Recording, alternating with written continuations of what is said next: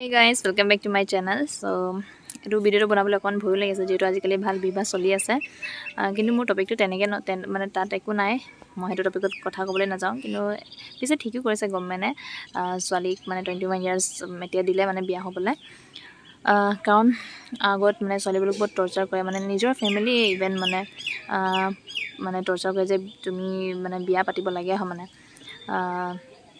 16 বছৰ মানে তাৰ আগৰ দিনততো 13 বছৰ হ'লেও মানে বিয়া দি দিয়ে ছোৱালীবোৰক বহুত মানে টৰ্চাৰ আছিলে খুলি মানে পঢ়িব নোৱাৰে ভাবিলে পঢ়িব নোৱাৰে চাকৰি কৰিম বুলি চাকৰি কৰিব নোৱাৰে মানে তেনেকৈ আৰু মানে পঢ়া কমপ্লিট হোৱাৰ লগে লগে বিয়া দি দিয়ে আৰু মানে এটা বইজ নিচিনা ভাবে ছোৱালীক মানে কিন্তু এতিয়া জেনেৰেশ্যনত বহুত আগতকৈতো বহুতেই কমিলে তো মই মানে ঠিকেই মানে ভাবিছোঁ মানে গভৰ্ণমেণ্টে ঠিকেই কৰিছে 21 ইয়াৰ্ছ এটা কৰি কিন্তু এজ তেনেকৈ এজটোতো চাবই লাগে কিন্তু লগতে মানে যাৰ লগত বিয়া হ'ম বুলি ভাবে সেই মানুহজনকো মানে বহুত ভালকৈ মানে চাব লাগে তুমি মানে তাৰ লগত গোটেই জীৱন কাটিব পাৰিব নাই মানে সি আণ্ডাৰষ্টেণ্ডিং হয়নে নহয় তোমাক আধা ৰাস্তাটো এৰি নাযাব তেনেকৈ মানে চাই চিতি বিয়া পাতিব লাগে যিহেতু বহুতে মানে ভাল পায় গৈও পিছত আকৌ ঘূৰি আহেগৈ আকৌ বহুত মানে ভাল ঘৰত বিয়া দিও পেৰেণ্টছকেইটা মানে এৰেঞ্জ মেৰেজ কৰি দিও কিছুমানে আকৌ ভালকৈ নাথাকে আকৌ ঘূৰি আহে তেনেকৈ মানে যাতে হ'ব নালাগে মানে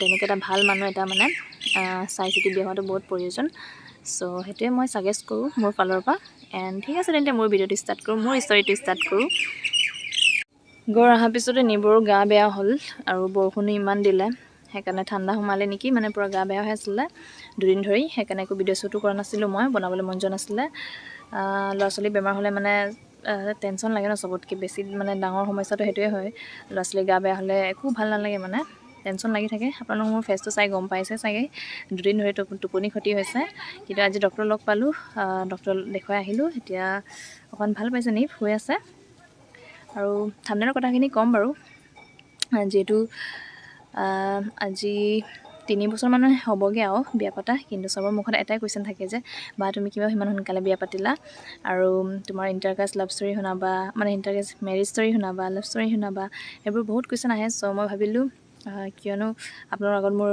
ইণ্টাৰকাষ্ট মেৰিজ ষ্টৰী মই শুনাওঁ মই কেলৈ ইমান সোনকালে বিয়া পাতিলোঁ বুলি কেলৈ সিমান সোনকালে মা দেউতাক এৰি থৈ আহিলোঁ বুলি এইবোৰ ক'ম আপোনালোকৰ আগত ভিডিঅ'টো ষ্টাৰ্ট কৰোঁ নাজানো আপোনালোক কেনেকুৱা পায় আৰু মই ক'বলৈ পাৰিমনে নাই নাজানো কিন্তু আশা কৰোঁ আপোনালোক বুজি পাব মোৰ কথাবোৰ চ' ষ্টাৰ্ট কৰোঁ ভিডিঅ'টো 2020 ইয়েৰত যেতিয়া কৰোণাই পৃথিৱীত আহিছিলে মানে ধাৰাধাৰ লকডাউন হৈ আছিলে যেতিয়া মানে এখনো গাড়ী চলোৱা নাছিলে যেতিয়া মানে পূৰা কাৰফিউ লাগি আছিলে কৰোণা টাইম আছিলে মানে তেতিয়া মানে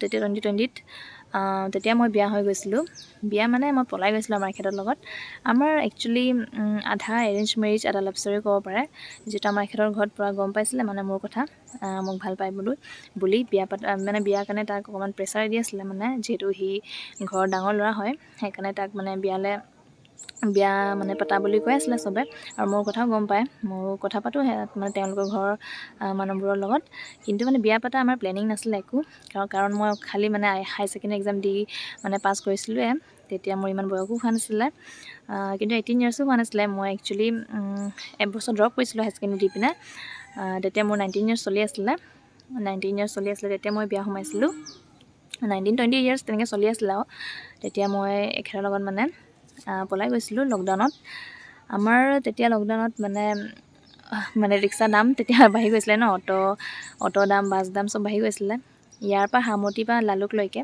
মই যিহেতু আৰমতি আছিলে মোৰ ঘৰ হাৰমতিৰ পৰা লালুকলৈকে 10 টকাই লয় যেতিয়া লকডাউন লগা নাছিলে কিন্তু যেতিয়া লকডাউন হৈছিলে তেতিয়া মোক 70 ৰুপিজ চাৰ্জ কৰিছিলে এইটো কথা মই ক'বলৈ মন আছিলে সেইকাৰণে কৈ দিলোঁ চাৰ্জ কৰিছিলে আমাৰ এখেতে ঢকুৱাৰ পৰা আহিছিলে আৰু লালুকলৈকে মোক ল'বলৈ মই যেনতেন মানে হাৰমতিৰ পৰা লালুকলৈ গ'লোঁ আৰু মোৰ ফ্ৰেণ্ড এজনীৰ ঘৰত তাতে মই ৰৈ আছিলোঁ ডেটটো মোৰ মনত নাই মে' 6 আছিলে নেকি মে' 6ত মই এইটো ষ্টৰি মে' 6ৰ হয় মে' 6ত মই বিয়া হৈছিলোঁ চ' মই ইয়াৰ পৰা লালুকলৈ গ'লোঁ লালুকত গ'লোঁ ৰাতিপুৱাই গ'লোঁ মই ৰাতিপুৱা ওলাই গ'ল আমাৰ এখেতে ঢকুৱাৰ পৰা নিজৰ বা আহিছিলে মানে তেওঁৰ ভাগৰ বা ভিনদেউ গাড়ী লৈ আহিছিলে মোক ল'বলৈ মই ইয়াৰ পৰা গৈ মানে ফ্ৰেণ্ড এজনীৰ ঘৰত মানে আছিলোঁ আৰু মাহঁতকো ক'লোঁ যে মই ফ্ৰেণ্ড এজনীৰ ঘৰত যাওঁ।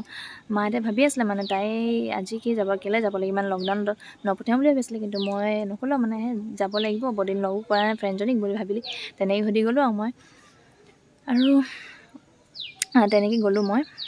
গৈ পিনে ফ্ৰেণ্ড এজনীও মানে গম পালে যে মই পলাই আহিলোঁ বুলি। তাৰপিছত ফ্ৰেণ্ডজনী ক'লে তুমি চিয়ৰ আছাতো, যাবাতো, পিছত আকৌ ৰিগ্ৰেট নকৰিবা বুলি ক'লে। মই আকৌ ভাবিলোঁ তেতিয়া মই নাই একো নাই, ৰিগ্ৰেট নহ'ব, যাক ভাল পাইছোঁ তাৰ লগতে যাম বুলি ভাবিলোঁ সেইকাৰণে মানে গ'লোঁ আৰু এইটো ডিচিশ্যন নোলোৱা আগত 3 দিনৰ মানে আগত পৰা মই মানে ইমানেই প্ৰেছাৰ আছিলোঁ যে মই বিয়া হ'ম নে নহ'ম ভাবি আছিলোঁ মানে বিয়া যাম নে নাযাওঁ, কাৰণ বহুত কনফিউজনত আছিলোঁ মানে, যিহেতু মই ৰেডিও নাছিলোঁ ইমান সৰু বয়সত, মা দেউতাকো এৰি মানে যাবলৈ মন নাছিলে। কিন্তু বিয়া, জন্ম, মৃত্যু সেইটো কেতিয়া হয় ঠিক নাই ন, মোৰ মানে তেতিয়া দিন আছিলে, মোৰ কপালত তেতিয়া লিখা আছিলে মানে সেইকাৰণে মই তেতিয়া গ'লোঁ সেইটো দিনটো।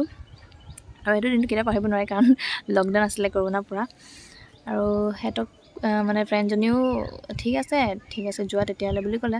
ফ্ৰেণ্ডজনীৰ ঘৰৰ পৰা মই ওলাই আহিলোঁ, সিহঁতেও ল'বলৈ আহিলে, লালুকত লগ কৰি তেনেকৈ মই সিহঁতৰ ঘৰত গুচি গ'লোঁ সেইটোতো মোৰ পলাই যোৱাৰ মানে ষ্টৰিটো কৈছোঁ।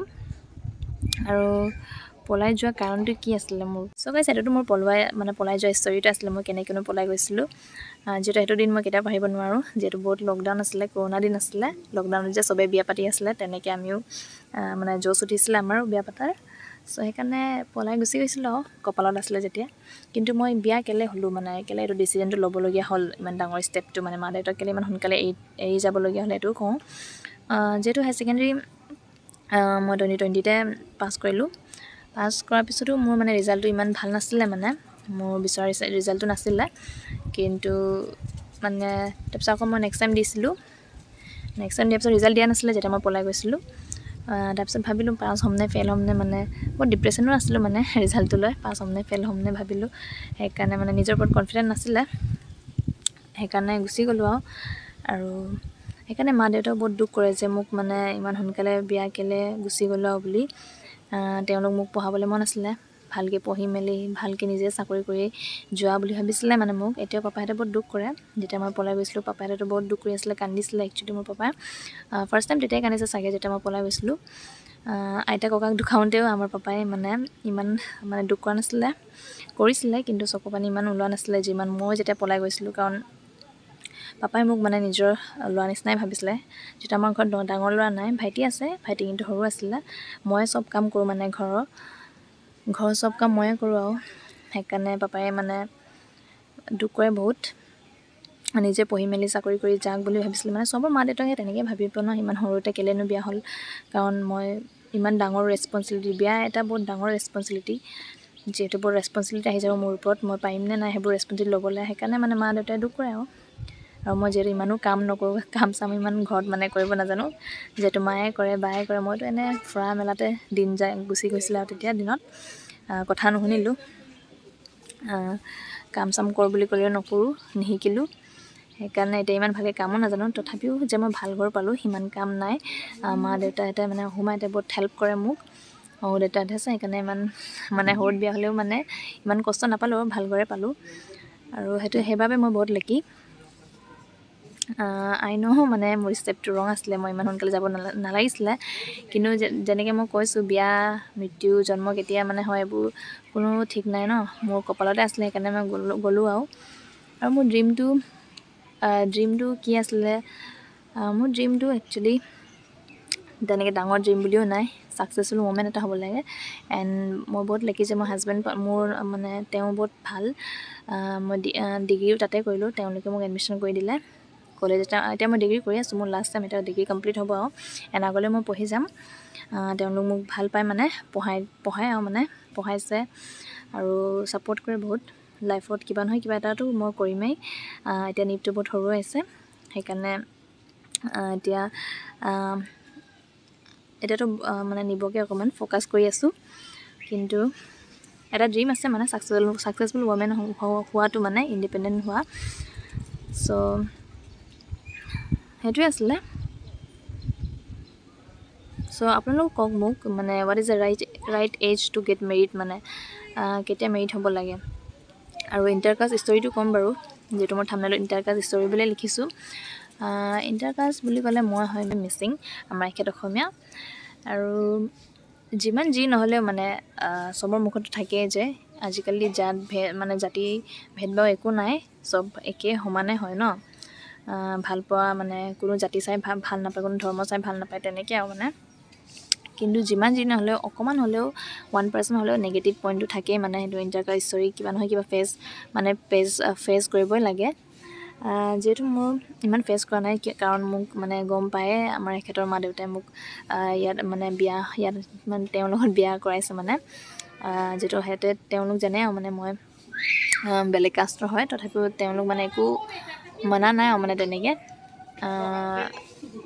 একো মানে সিহঁতে নিগেটিভ ভাবা নাই যে মিচিং ছোৱালী কিয় আনিবা বুলি, নিজৰ কাষ্টৰ ছোৱালী কেলৈ নানা বুলি, তেনেকৈ তাক একো প্ৰেছাৰ দিয়া নাছিলে।